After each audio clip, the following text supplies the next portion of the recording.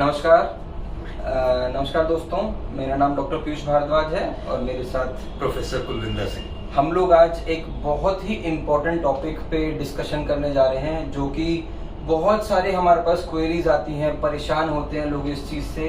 वो है कि क्या वीएफएस अपनी मनमानी चलाती है बहुत सारी चीज़ों में।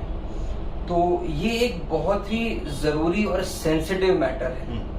देखिए, वीएफएस अपनी मनमानी नहीं चलाती है।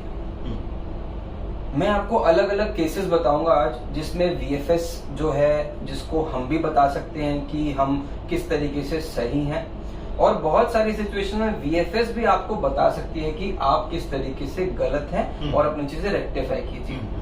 प्रॉब्लम कहाँ आती है? प्रॉब्लम आती है जो बीच में जो एजेंट्स होते हैं, वो लैक ऑफ इंफॉर्मेशन, वो इस टाइम पे फ्रॉड, वो इस टाइम पे अलग तरीके से पैसे कमाने के उन्होंने सोर्सेस पैदा कर रखे हैं, और उसकी वजह से वीएफएस एज अ कंपनी वो खुद भी परेशान है और क्लाइंट्स वीएफएस से भी परेशान हो जाते हैं because of these agents.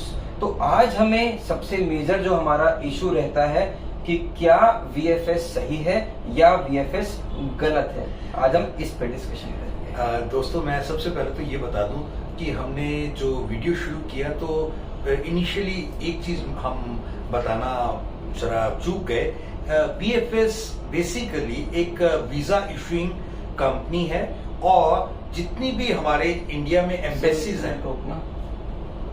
Sir दोस्तों, मैं एक बार ऐड करना चाहूंगा वीएफएस के बारे में। ये वीजा जो एक थर्ड पार्टी है, जो कंसल्ट जितने भी एम्बेसीज हैं, उन एम्बेसीज के पास जो प्रोसेस किए हुए एप्लीकेशंस हैं, उनको हेल्प करने के लिए, प्रोसेस करने के लिए ये हेल्प करते हैं। और उसमें भी बहुत सारा ऐसा काम ये देखते हैं जो कि नॉन जजमेंटल और ऐसा बिल्कुल एडमिनिस्ट्रेटिव काम। वीएफएस का जो मेन मकसद है वो ये है कि मान लीजिए मैं एक एम्बेसी हूँ, मेरे पास 1000 लोग रोज उनको डील करने की क्षमता नहीं है जी। तो ऐसे में मैंने एक थर्ड पार्टी जो है वो अपॉइंट कर दिया विद नॉमिनल फीस। अब वो थर्ड पार्टी क्या करेगी, सब लोग उस थर्ड पार्टी के पास जाके अपने डॉक्यूमेंट सबमिट कर देंगे, और वो थर्ड पार्टी का रिप्रेजेंटेटिव एम्बेसी में जाएगा और वहां पे एवरीडे डॉक्यूमेंट्स जमा कर देगा। सर, ऐसा है कि ये बहुत सारे आपके पास केस आ रहे हैं, केस स्टडीज हैं, जिसमें वीएफएस के पॉइंट ऑफ व्यू से बहुत सारी चीजें जो नहीं होनी चाहिए आपको लगती हैं, वो बताइए। और कई बार ऐसा भी होता है कि हम बहुत जगह पे गलत होते हैं, वो दोनों चीजें आप बताइए। मैं अभी सिर्फ मैं 2-3 चीजें बताऊंगा, उसी से ही हमारी आज की वीडियो का सारा सार निकल के आ जाएगा। वीएफएस कहती है अपॉइंटमेंट मत खरीदो, अच्छा, पर उनकी वेबसाइट पे बहुत बारी अपॉइंटमेंट कभी नॉर्मल इंसान को मिल ही नहीं पाता। तो नॉर्मल इंसान क्या करता है, वो जाके ढूंढता है, अलग अलग जरिए ढूंढता है कि मैं कैसे अपॉइंटमेंट ले सकता हूँ। जब इंसान जरिए ढूंढने जाता है तो वो जरिया ढूंढने की वजह से एक अपॉर्चुनिटी खुल जाती है फ्रॉड्स के लिए। चलो, ये एक बिजनेस अपॉर्चुनिटी है, इससे कमा लेते हैं। तो फ्रॉड्स क्या करते हैं, उनको फर्जी अपॉइंटमेंट पीडीएफ किसी का किया होगा कभी अपॉइंटमेंट, किसी ने अपना कभी निकाला, उसको एडिट किया, फोटोशॉप किया, उनको दे दिया, बोले 10,000 रुपए दे दो, 20,000 रुपए दे दो, आपका अपॉइंटमेंट, आप चले जाओ। अब जब क्लाइंट वहां पे जाता है वीएफएस में, तो वीएफएस वाले देखते हैं कि उनके डेटाबेस में तो ये एंट्री नहीं है, तो ये जो अपॉइंटमेंट है तो फेक है।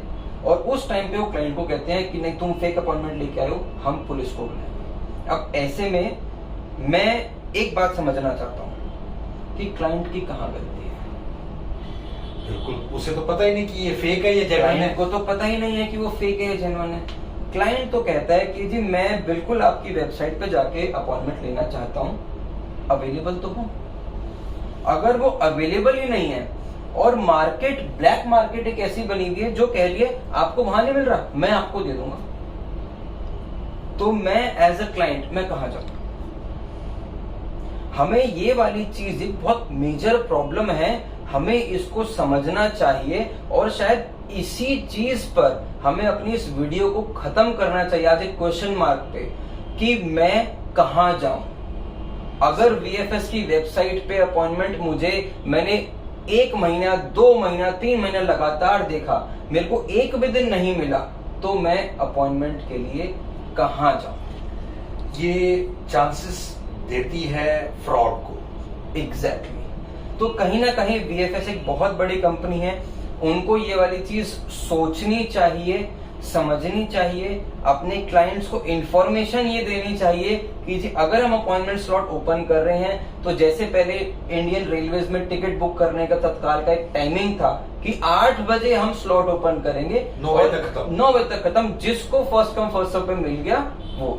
अब प्रॉब्लम कहाँ आती है, स्लॉट्स आते हैं और जाते हैं, किसी को नहीं पता कब आए और कब गए, किसी को भी नहीं। As a common person, as a common client, I will never be able to understand when the appointments come and when they vanish. जी जी, तो इससे हमें कैसे पता लगे कि जेन्युइन एक एडवाइजर हमारे को जेन्युइन अपॉइंटमेंट लेके दे रहा है? हमें साइट पर जाना चाहिए, क्या करना चाहिए? हमें सिर्फ और सिर्फ साइट पे जाना चाहिए, अपॉइंटमेंट सिर्फ वहीं से ही लेने चाहिए और किसी को अपॉइंटमेंट के कोई पैसे नहीं देने चाहिए। पर ऑन दी कॉन्ट्ररी मैं VFS से गुजारिश करूंगा कि कोई ना कोई रूल्स और रेगुलेशंस आप ऐसे बनाइए, ऐसे तैयार कीजिए जिससे कि क्लाइंट अगर चाहे तो वो खुद भी अपॉइंटमेंट को बुक कर पाए। ये जो चोर बाजारी है, जो फ्रॉड चल रहा है, ये बंद हो जाए। बहुत अच्छा सर, कोई और भी केस स्टडी आप इस बारे में बताना चाहेंगे या आज का वीडियो? हम लोग सर बहुत सारी केस स्टडीज हैं, नेक्स्ट बहुत सारी वीडियोस हम अलग अलग निकालेंगे और इसी एक VFS के पर्टिकुलर टॉपिक पे ही बहुत सारी केस स्टडीज हैं। बहुत सारे लोग हैं हमारे साथ जो हमारे उनके एक्सपीरियंसेस शेयर करना चाहते हैं कि कहाँ पे वो VFS में पहुंचे हैं और उनके साथ जो एक बिहेवियर है, जैसा बर्ताव होना चाहिए वैसा नहीं हुआ, डिग्निटी नहीं है, वो डिग्निटी मेंटेन नहीं हुई, तो उनकी भी हम सारी चीजें सुनेंगे, समझेंगे और कहीं ना कहीं कोशिश करेंगे कि अथॉरिटीज तक ये वाली बात को पहुंचाएं कि अगर कहीं पे ऐसा कुछ हो रहा है कि किसी हैंडलिंग हो रही है तो उसको अवॉइड किया जाए और उसको रेक्टिफाई किया जाए। बहुत अच्छा, इसी के साथ मैं अपने दर्शकों से इजाजत चाहूंगा। नमस्कार। नमस्कार।